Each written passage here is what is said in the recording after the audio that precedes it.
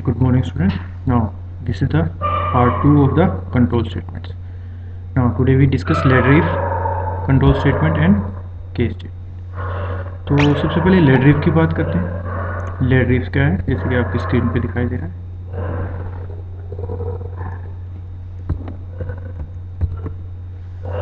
तो ladder if क्या है, if multiple cases अगर हमें चाहिए, मल्टीपल कंडीशंस हमें चाहिए किसी एग्जीक्यूशंस के लिए, जैसे कि एग्जांपल हमने लिया इफ C1 देन S1. अगर C1 is true then condition S1 is executed. If C1 is false then check further next condition else if. ये नेस्टेड इफ नहीं है, मतलब टाइप कह सकते हैं उसका नेस्टेड इफ का. नेस्टेड इफ में क्या होता है, इफ के अंदर इफ. यहाँ इफ के अंदर इफ नहीं, इफ के बाद इफ है. यहाँ पर एक इफ खत्म हुआ, दूसरे अल्स में हमारा नेक्स्ट इफ शुरू हो गई और इस तरह से ये लैडर बन गया, एक के बाद एक के बाद एक के बाद एक.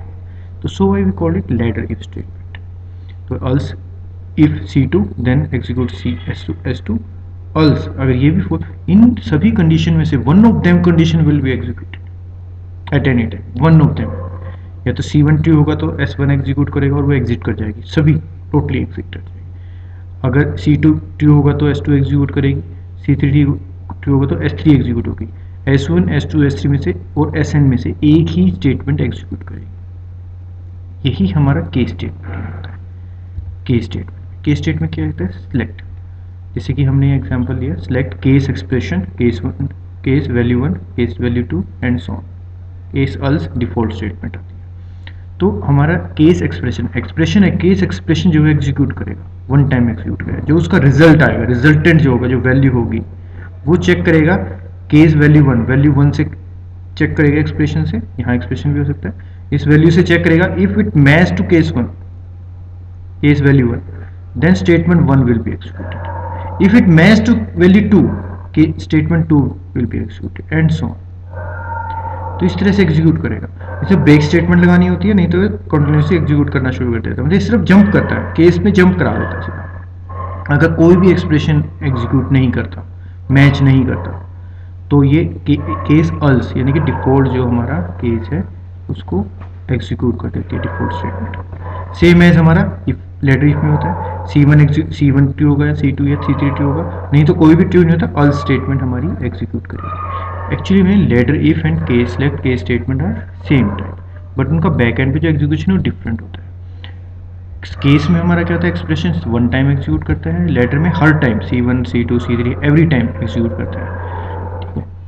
जो अगर हम प्रोसेसिंग की बात करें, अगर आपकी एक दो एग्जीक्यूशंस हैं तो ladder if is more powerful, मतलब कि it is faster than case. अब आगे कंडीशंस बहुत ज़्यादा है, वैल्यू केसेस बहुत ज़्यादा बनते हैं आपके, लेटर इफ काफ़ी लंबी बनती है, then case is faster than if statement, ladder if statement. तो कुछ व्यूज़ हैं, अगर हम system views point of view से अगर हम देखें इस चीज़ को. तो जैसे मैं लेटर इफ का एग्जांपल लेता हूँ, सिलेक्ट का एग्जांपल हम आपके जब प्रैक्टिकल्स होंगे, प्रोग्राम्स होंगे, उसमें करेंगे.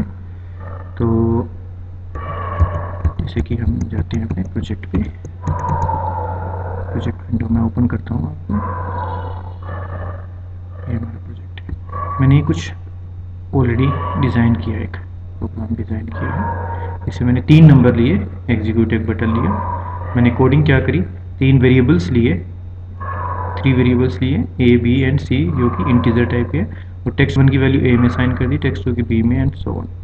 इस रेंज में तीनों नंबर्स की वैल्यू को A, B, C में एग्जीक्यूट कर दी. नाउ लेटर इफ की हम बात कर रहे थे. तो देखिए if A is greater then B and C A is greater than C, अगर दोनों स्टेटमेंट ट्रू होती है, ये देखो हम एक्सप्रेशन कॉम्प्लेक्स एक्सप्रेशन आ गया, सिंपल एक्सप्रेशन, सिंपल कंडीशन की जगह कॉम्प्लेक्स कंडीशनल स्टेटमेंट आ गया. तो A अगर B और C दोनों से बड़ा है, देन ये हमारा स्टेटमेंट एग्जीक्यूट करे और सीधा एग्जिट कर जाए एंड इफ के बाद.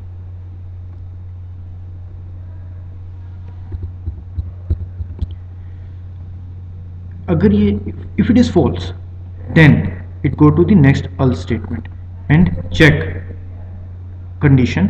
इफ के बाद जो कंडीशन हमारी B is greater than A and B is greater than C, इस कंडीशन का if it is true then execute this statement. If that is already that is false, मतलब कि first C1 and C2 was false, then it jumps to the default statement. आगे multiple condition भी लग सकते हैं, letter if भी बन सकता है, लेकिन हमने यहीं पर इसको ख़त्म कर दिया। तो हमारे पास दो कंडीशन है, तो मैसेज 3 विल बी डिस्प्ले। अगर ए और बी दोनों में से कोई भी बड़ा नहीं हुआ तो ऑटोमेटिकली बाय डिफॉल्ट उस सी को लार्जर बना देगा। चलो इसको एग्जीक्यूट करके देखते हैं ना। हमारी स्क्रीन पे दिखाई दे रहा है 3 नंबर मांग रहा है। मैं फर्स्ट में 1 देता हूँ, सेकंड में मैं 2 देता हूँ, थर्ड में मैं 3 दे देता हूँ।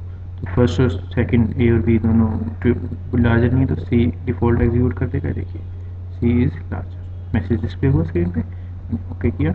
मैं बी नंबर को 4 डाल देता हूँ। Now C B is larger, same as A पे ए को मैं 5 कर दूँ, मगर नाउ ए इज़ लार्जर। तो इस तरह से हम लेटर इफ स्टेटमेंट के किसी भी प्रोजेक्ट पे काम कर सकते हैं।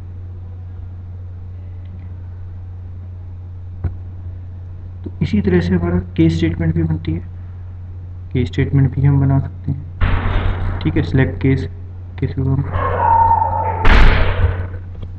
तो सिलेक्ट यूज़ करेंगे, केस एक्सप्रेशन लिखेंगे।